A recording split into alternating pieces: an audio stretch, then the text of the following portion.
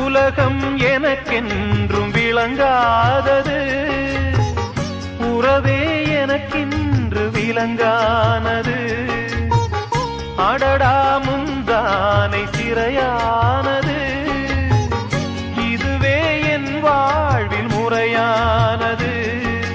பாறை ஒன்றின் மேலே ஒரு பூவாய் முளைத்தாயே, உறவுக்கு உயிர் தந்தாயே.